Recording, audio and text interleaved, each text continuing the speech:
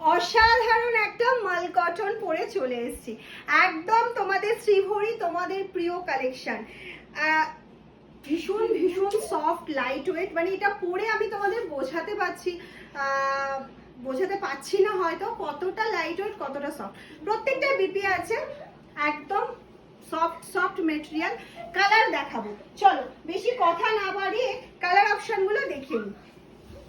First colour অপশনটা দেখো, এই যাচ্ছে হচ্ছে ফার্স্ট কালার অপশনটা।